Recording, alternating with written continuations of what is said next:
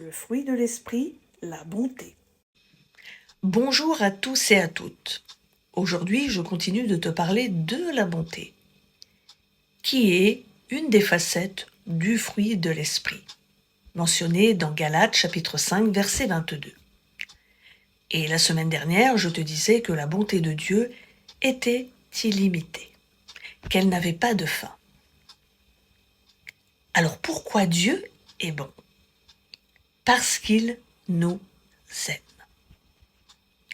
La bonté est l'expression visible de la miséricorde de Dieu.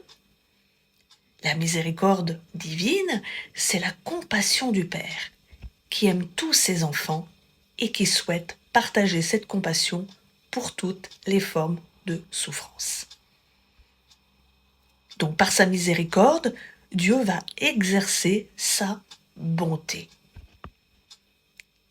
Alors en grec, le mot miséricorde est éleos. Il peut être défini comme la compassion, la pitié, la clémence ou justement la miséricorde. En hébreu, le mot pour miséricorde est rachamim. Il est souvent traduit par compassion, pitié ou encore miséricorde. Et il implique une profonde empathie et une volonté d'aider ou de pardonner. Alors ce fruit devrait être visible dans la vie de tous les chrétiens véritables. Ce fruit est déjà en toi et il doit pousser, il doit grandir, comme toutes les autres facettes du fruit de l'esprit d'ailleurs. Mais sache que c'est déjà en toi.